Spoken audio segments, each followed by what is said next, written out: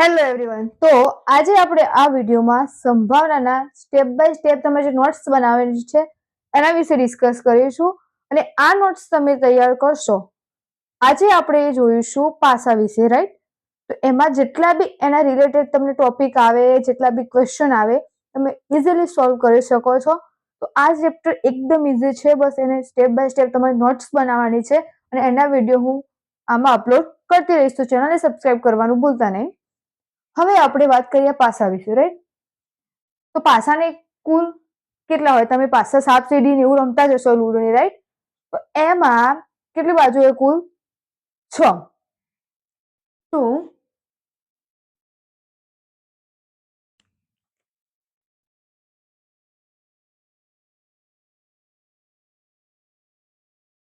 કુલ બાજુ હોય છે 6. કેટલા પરિમાણ હોય? તો 1 2 3 4 5 અને 6 આટલી આવવાની સંભાવના રહેલી હોય છે.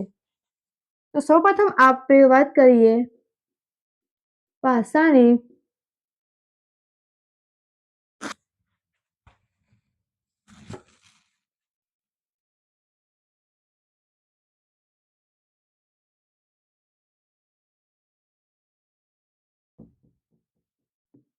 પાસાને એકવાર ઉછાળતા મળતા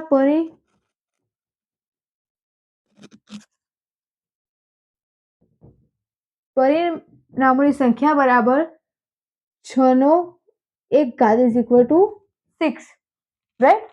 તેવી જ રીતે બીજું લખજો પોઈન્ટ. પાસાને 2 વાર ઉછાળતા મળતા પરિણામોની સંખ્યા બરાબર 6 નો વર્ગ એટલે 6 ગુણ્યા 6 છાયો છાયો 36. કુલ કેટલી હશે? 36. તેવી જ રીતે ત્રીજો પોઈન્ટ લખજો. પાસાની હું શોર્ટમાં લખું છું પણ તમે તમારી રીતે લખી દેજો. 3 વાર ઉછાળતા મળતી પરિમાણોની સંખ્યા ઇઝ ઇક્વલ ટુ 6 ની 3 ઘાત. 6 ગુણ્યા 6 ગુણ્યા 6 છાયો છાયો 36. 36 216, રાઈટ? આટલા પરિમાણો તમને મળશે. હવે આપણે વાત કરીએ, આટલી વસ્તુ તો આપણા જોડે છે. હવે તમને એવી રીતે પૂછે કે યુગ્મ સંખ્યા પાછાને એક વાર ઉછાળતા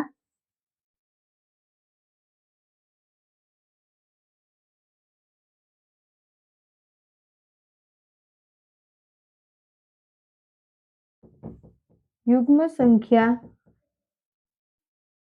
મળવાની સંભાવના, રાઈટ? તો અહીંયા શું કીધું છે? તમારો શબ્દ પકડો. યુગ્મ સંખ્યા એટલે કે બેકી સંખ્યા. તો બેકી સંખ્યા મળવાની સંભાવના કેટલી હોય? તો અહીંયા બેકી સંખ્યા કેટલી છે? 2 4 ને 6, રાઈટ? કેટલી છે? 3. તો 3 બાય કુલ કેટલા પરિમાણ આવશે? કેમ કે એકવાર પાછાની ઉછાળીએ તો કુલ કેટલા આવે? 6. તો 6 લખવાના નીચે. 3 દુ 6 એટલે કેટલી મળશે? 1/2. તેવી જ રીતે પાસાને ઉછાળતા અયુગ્મ સંખ્યા મળવાની સંભાવના ઇઝ ઇક્વલ ટુ, રાઈટ? અયુગ્મ સંખ્યા કેટલી છે? 1 5 3. 1 5 અને 3. તો કુલ કેટલી થઈ? 3/6 એટલે એની પણ કેટલી આવશે? 1/2, રાઈટ? બીજી રીતે પૂછે અવિભાજ્ય.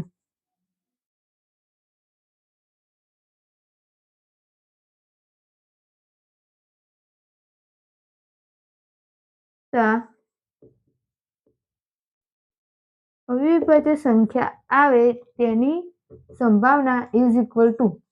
તો અવિભાજ્ય સંખ્યા આવે તો અવિભાજ્ય કઈ કઈ આવશે? 2 3 અને 5. તેનું પણ કેટલું થશે? 3/6 ઇઝ ઇક્વલ ટુ 1/2, રાઈટ? તો આટલું તમે નોટ ડાઉન કરી લેજો. તો થોડી સ્પીડ પર જો તમે ફરી પાછો ચેક કરીને તમે જોઈ શકો છો.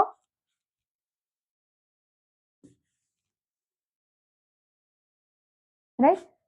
હવે અહીંયા વાત કરીએ પાછળ ઉછાળતા અવિભાજ્ય, એવી જ રીતે આપણે વાત કરીએ વિભાજ્ય સંખ્યાઓની. તો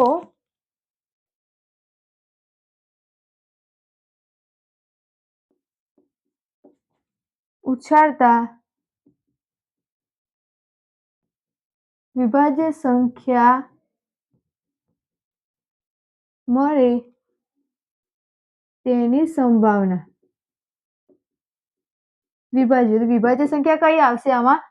2 અને 2 નહીં આવે, 4 અને 6, રાઈટ. તો 4 અને 6 કુલ કેટલી થઈ? 2. તો 2 ભાગ્યા 6, 2 તરી 6 એટલે 1/3. તો આ નોટ ડાઉન કરી લેજો.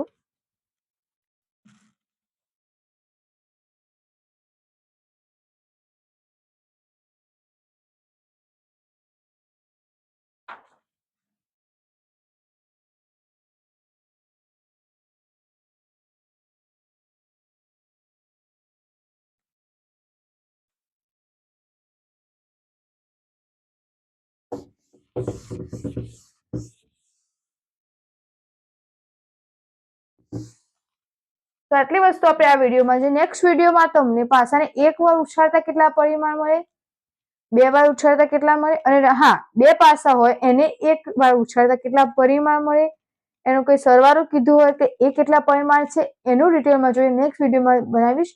કેમ કે આ મોબાઈલમાં એપ્રોક્સિમેટલી 7 મિનિટ સુધીના વિડીયોઝ રેકોર્ડ થાય છે, એના પછી થતું નથી. એટલા માટે હું તમને નેક્સ્ટ વિડીયોમાં સમજાવીશ. તો એ વિડીયો ચેક કરવાનું ભૂલતા નહીં.